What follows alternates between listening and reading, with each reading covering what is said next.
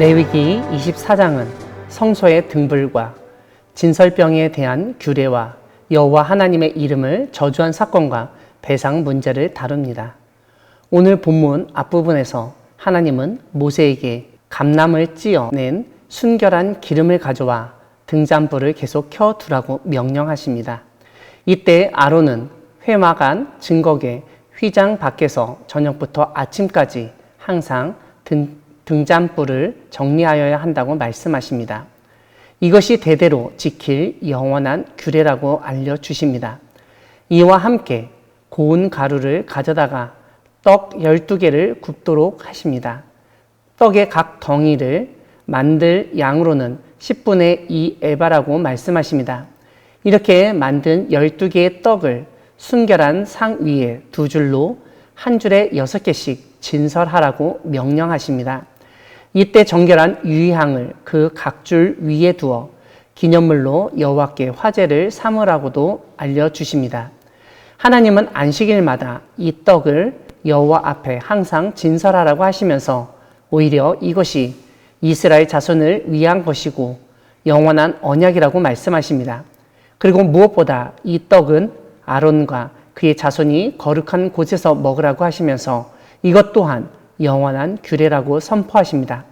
오늘 본문 뒷부분은 이스라엘 자손 중에 어머니는 이스라엘 여인이었지만 아버지는 애굽 사람인 어떤 사람이 이스라엘 사람과 싸우다가 여호와의 이름을 모독하며 저주한 사건을 언급합니다. 백성들은 그 사람을 끌고 모세에게로 갔는데 그 사람의 어머니의 이름은 슬로미시요 단지파 디브리의 딸이라고 설명합니다. 하나님은 그 저주한 사람을 진영 밖으로 끌어내어 그 저주의 말을 들은 모든 사람이 그의 머리에 손을 얹게 한 후 온 회중이 돌로 그를 쳐서 죽이도록 명령하십니다. 이러한 처벌을 통하여 누구든지 그의 하나님을 저주하면 죄를 담당할 것이요 여호와의 이름을 모독하면 그를 반드시 죽일 것이라는 사실을 알립니다. 오늘 본문 마지막 부분은 보상에 대한 내용이 나옵니다. 사람을 쳐 죽인 자는 반드시 죽일 것이고 짐승을 쳐 죽인 자는 짐승으로 짐승을 갚을 것이며 사람이 만일 그의 이웃에게 상해를 입혔으면 상처에는 상처로 눈에는 눈으로 이에는 이로 갚을지라 남에게 상해를 입힌 그대로 그에게 그렇게 할 것이라고 알려주십니다. 무엇보다 하나님은 거류민에게든지 본토인에게든지 그 법을 동일하게 적용해야 한다고 말씀하십니다. 그 이유로는 하나님이 이스라엘의 하나님 여호와이시기 때문이라고 설명합니다. 이것은 거류민과 본토인, 즉 원주민과 외지인, 내국인과 외국인을 구분하는 세상과는 다른 분이시라는 점을 강조한 말씀입니다.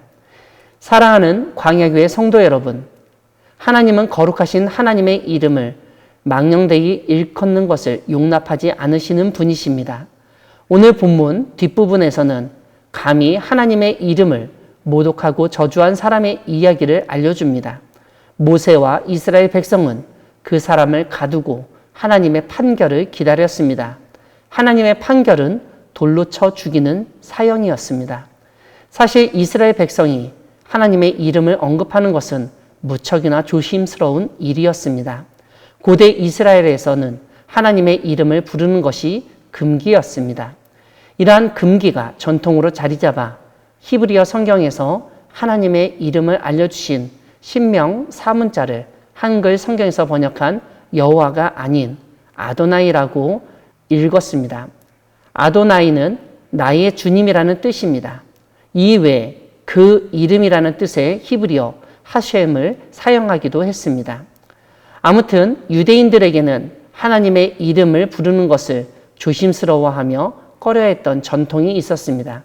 누군가의 이름을 부른다는 것은 그만큼 친근하다는 의미이기도 하지만 자칫 너무나 쉽게 이름을 부르거나 심지어 욕을 하는 데도 사용될 수 있습니다.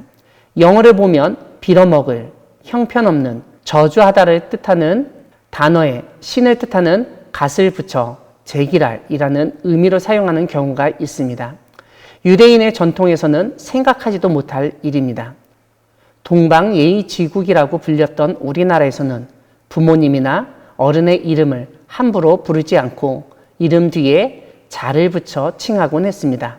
예를 들어 광야교회 원로 목사님 조남이 어떻게 되시냐는 질문에 강석자 공자입니다 라고 대답하곤 했습니다. 부모님이나 어른의 이름도 함부로 부르지 않았는데 창조주이시면서 거룩하신 하나님의 이름을 망령되이 일컫는 것은 도저히 용납할 수 없는 일이라고 할 수 있습니다. 물론 예수님을 통해서 하늘에 계신 하나님이 우리의 아버지가 되신다는 사실을 알려주심으로써 하나님과 우리의 관계가 친밀하게 여겨질 수는 있지만 항상 하나님의 이름을 언급할 때 주의하고 조심해야 합니다. 하나님의 이름은 저주나 모독, 농담의 대상이 될 수 없으며 무엇보다 우리에게 일어나는 일들에 대한 원망의 대상이 되어서도 안 됩니다. 하나님의 이름을 너무 쉽게 언급하고 심지어 모독하고 저주하는 세상 속에서 오히려 하나님의 이름을 높이고 찬양하는 가운데 하나님의 거룩하심을 드러내는 우리 모두가 되기를 소망합니다. 아멘.